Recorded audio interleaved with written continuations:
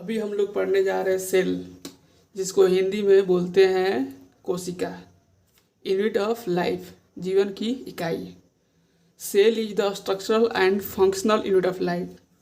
कोशिका जीवन की संरचनात्मक क्रियात्मक इकाई है। ओके, तो इसमें हम लोग समझते हैं कि क्यों बोला जा रहा है कि संरचनात्मक क्रियात्मक इकाई है। कि कोई भी ऑर्गेनिज्म का स्टार्टिंग शुरुआत कहाँ से होता है? सेल से होता है। जैसे आपने लोअर ऑर्गेनिज्म, जैसे एक कोशिकीय जीव, एक कोशिकीय जीव, एक कोशिकीय जीव जैसे अमीबा हो गया, या बहुकोशिकीय जीव जैसे हम लोग में बहुत सारे कोशिका है, तो हम लोग बहुकोशिकीय हो गए।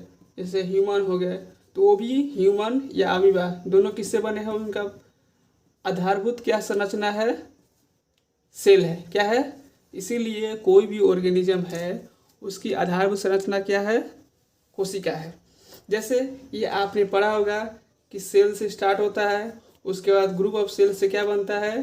टिश्यू, टिश्यू से क्या बनता है? ऑर्गन, और ऑर्गन से क्या बनता है? ऑर्गन सिस्टम, और ऑर्गन सिस्टम से क्या बनता है? ऑर्गेनिज्म।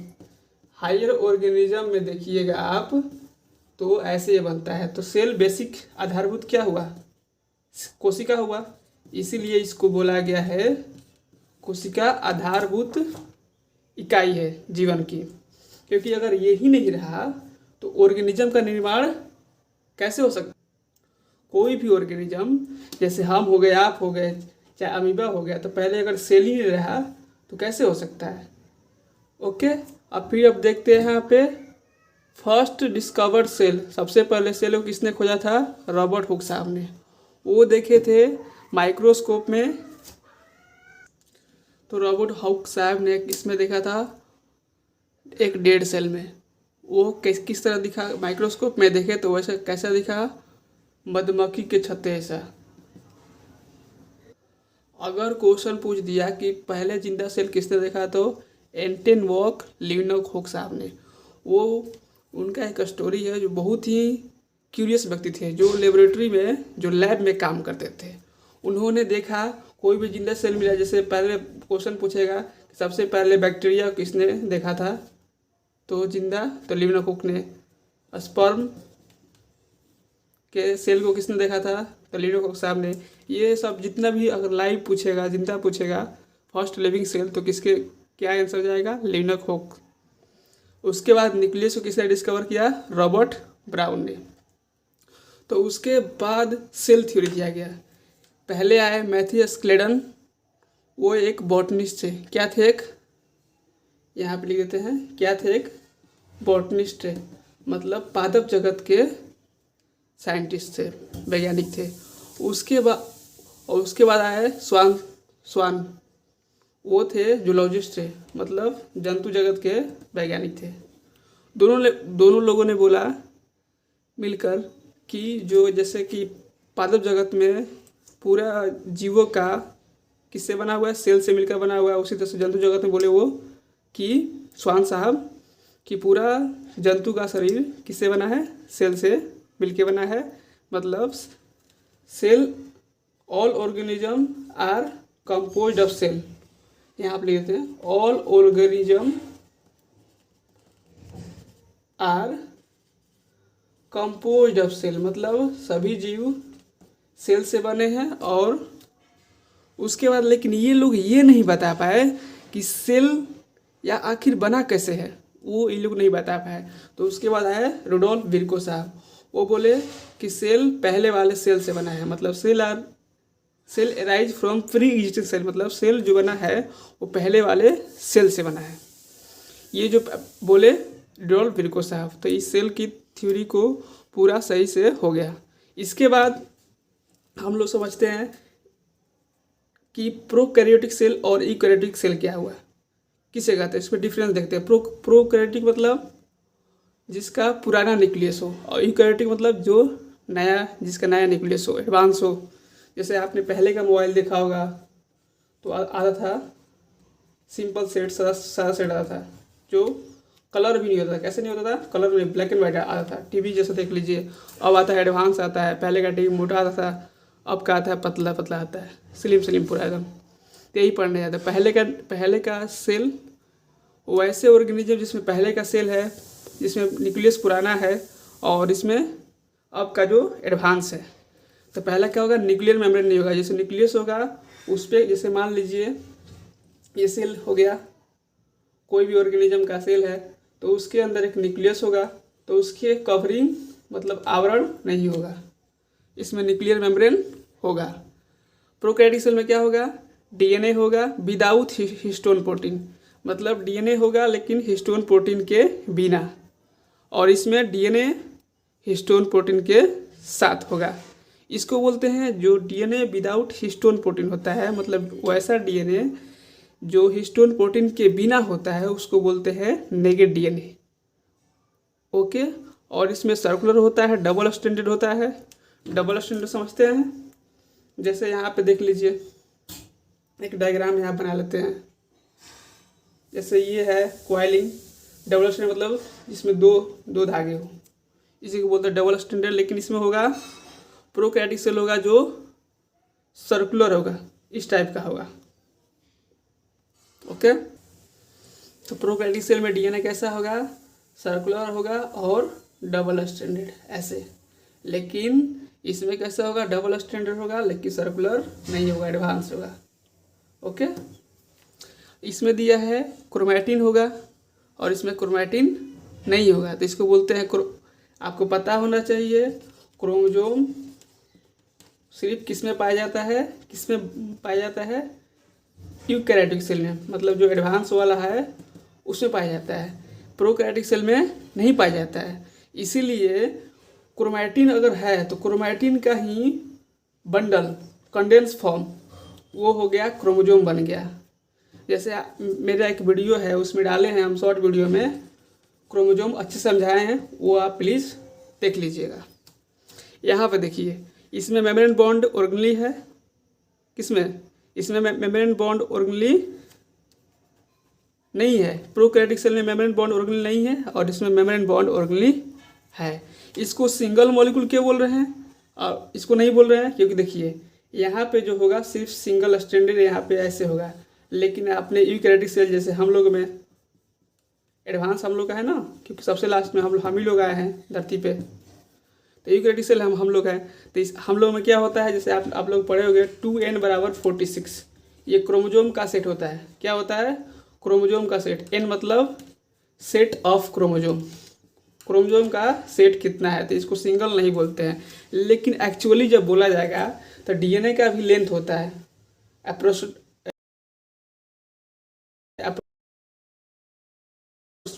अप्रोक्सीमेटली कितना होता है? लगभग 2.2 मीटर होता है ह्यूमन में। ये आपको पता होना चाहिए। ये हम लोग आगे डिटेल में पढ़ेंगे। और एक इम्पोर्टेंट है राइबोसोम। राइबोसोम जो दोनों में पाया जाता है, एक ऐसा ऑर्गेनली जो दोनों में पाया जाता है, लेकिन इस प्रोकैरियोटिक में कितना होता है? 20s, और इसमें कितना होता है? 80s। यही अंतर है बेसिक प्रोकैरियोटिक सेल में और यूकैरियोटिक सेल में, यही बेसिक डिफरेंस है। ओके। अब हम लोग आगे देखते हैं।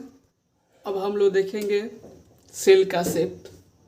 जैसे कोई भी सभी ऑर्गेनिज्म के शेप, साइज अलग अलग, ये अलग अलग होते हैं। जैसे आरबीसी का सेल, ये लिख रहे हैं जो पूछा जा सकता है। आरबीसी का सेल कैसा होता है? आरबीसी मतलब रेड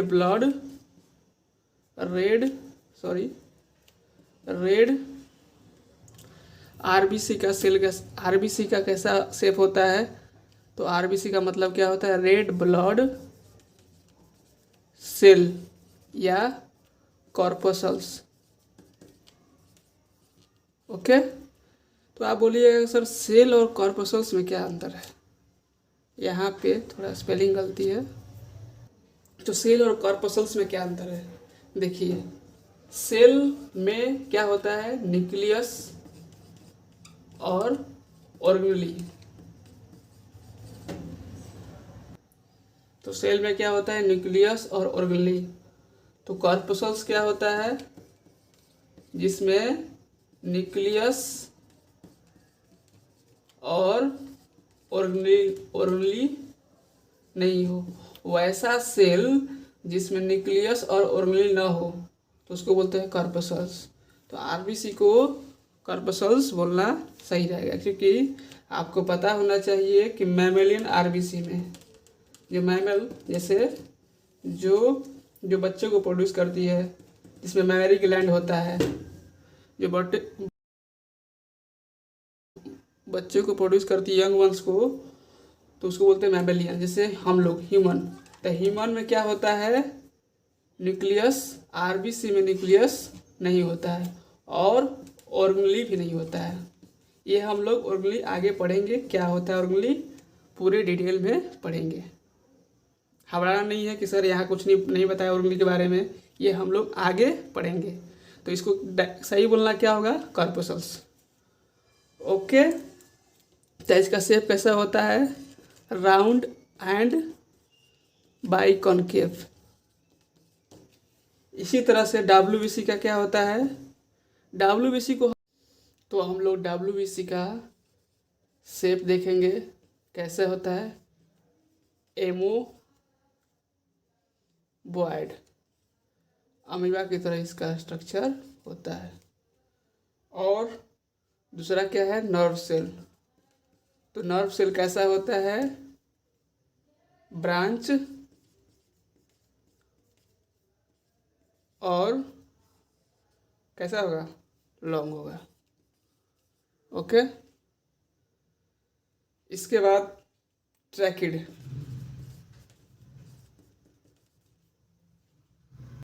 ट्रैकिड होगा इलोंगेटेड। और उसके बाद मीजोफिल सेल। मीजोफिल सेल किस में होता है, या ट्रैकिड, ये सब दोनों प्लांट में होते हैं। मीजोफिल सेल क्लोरोप्लास्ट में पाया जाता है और इसका शेप कैसा होता है, राउंड एंड ओवल। ये आप एनसीईआरटी से देख लीजिएगा शेप।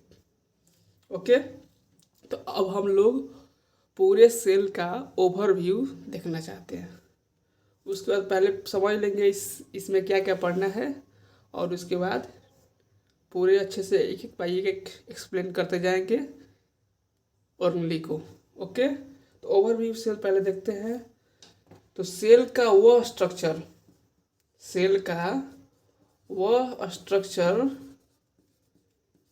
जो सब में कॉमन है, जो मतलब सब में पाई जाती है, या यूकैरियोटिक सेल हो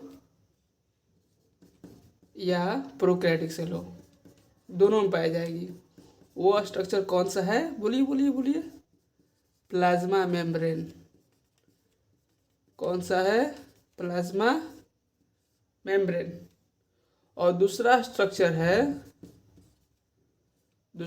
सेल स्ट्रक्चर है कौन सा, जो सब में पाया जाता है, वो है राइबोसोम। हमने पहले ही बोला था, या तो 20S होगा या तो 80S होगा। इसका मतलब ये आगे बताएंगे जब राइबोसोम पढ़ेंगे डिटेल में, तब कि इसमें होता है लार्जर सब यूनिट होता है, स्मॉलर सब यूनिट होता है, दोनों में ये क्या होता है, ये हम लोग आगे डिटेल में पढ़ेंगे। तो यहाँ तक हो गया। अब हम लोग सेल कोट के बारे में देखेंगे, जो सेल का बाहरी आवरण है वो किससे बना है। तो सेल कोट देखते हैं। जो सेल का बाहरी आवरण है वो किससे किससे मिलकर बना है। जैसे मान लीजिए ये सेल है, ये जो बाहरी है इसका ये आवरण है वो किससे किससे मिलकर बना है, या प्रोकैरियोटिक सेल में या यूकैरियोटिक सेल में, सबके लिए हम बात कर रहे हैं। तो किससे किससे मिलकर बना है, पहला स्ट्रक्चर है ग्लायोकैलिक्स। इसके बारे में हम लोग डिटेल में आगे पढ़ेंगे क्या होता है। उसके बाद प्लाज्मा मेम्ब्रेन, ओके। और तीसरा है आपका फेवरेट कौन, सेल वॉल। ये जो तीनों स्ट्रक्चर है ये बैक्टीरिया में होता है, लेकिन प्लांट में ये सिर्फ दो होता है, प्लाज्मा मेम्ब्रेन और सेल वॉल। ओके, और एनिमल में ये दोनों सिर्फ होता है। अच्छे से बना देते हैं, ये दोनों सिर्फ होता है एनिमल में। ओके, तो ये सब आपको पता रहना चाहिए कि एनिमल में सेल वॉल नहीं होता है, पहली बात। और उसके बाद देखते हैं, अगर अगर सेल वॉल को हटा दिए, जैसे कोई भी है, जैसे ऑर्गेनिज्म है, जैसे प्लांट हो गया, बैक्टीरिया हो गया, उसमें से सेल वॉल क्या किए, रिमूव कर दिए, सेल वॉल को हटा दिए, तो उसमें बचेगा तो उसको क्या बोलते हैं, प्रोटोप्लाज्म। क्या बोलते हैं, प्रोटोप्लाज्म। जो लिविंग कंटेंट है सेल वॉल में, सेल वॉल के अलावा उसको बोलते हैं प्रोटोप्लाज्म। तो प्रोटोप्लाज्म में क्या क्या आएगा, पहला सेल ऑर्गेनेली, क्योंकि हमने पहले ही बोल दिया कि ऑर्गेनेली होगा, और दूसरा साइटोप्लाज्म, और तीसरा क्या होगा, प्लाज्मा मेम्ब्रेन। ये तीन चीज होंगे। अगर सेल से सेल वॉल हटा दिए तो जो बचेगा स्ट्रक्चर उसको बोलते हैं प्रोटोप्लाज्म। तो प्रोटोप्लाज्म में क्या होगा, और cell organelle, cytoplasm, plasma membrane. Cyto ये बायोलॉजी का टर्म है, सेल को क्या बोलते हैं, साइटो। अगर बोल दिए यहाँ पे स्टडी ऑफ सेल, तो स्टडी ऑफ सेल को क्या बोलेंगे, सेल या सेल स्ट्रक्चर, तो उसको क्या बोलते हैं, साइटोलॉजी। ओके, यहाँ तक कोई दिक्कत नहीं है आपको। आप लोग दो टर्म जनरली सुनते होंगे, एक होता है साइटोसोल और एक साइटोप्लाज्म, जो कुछ समय पहले हमने बोला था साइटोप्लाज्म। तो साइटोसोल क्या होता है, जिसमें ऑर्गेनेली ना हो। ओके, और साइटोप्लाज्म क्या होता है, जिसमें ऑर्गेनेली हो, मतलब इंक्लूडिंग ऑर्गेनेली। बहुत ही सिंपल चीज़ है, लेकिन जब ये एग्जाम में आता है तो मालूम नहीं चलता है क्या क्या लिखेंगे इसमें। ओके, तो इसमें जो ऑर्गेनेली इसमें नहीं है, तो इसमें दो तरह का होते हैं, एक को बोलते हैं हाइलोप्लाज्म, ओके, और दूसरे को बोलते हैं ड्यूटोप्लाज्म। हाइलोप्लाज्म क्या होता है, वाटर जैसा वाटर होता है सब्सटेंस, और ड्यूटोप्लाज्म क्या होता है, डिजॉल्व ऑर्गेनिक मैटर, जो घुला हुआ ऑर्गेनिक मैटर।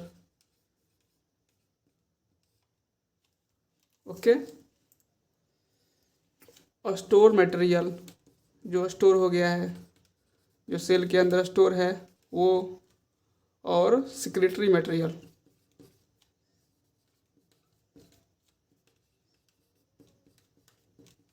ये आ गया, यहाँ तक हो गया। अब हम लोग ऑर्गेनेली की बात करेंगे।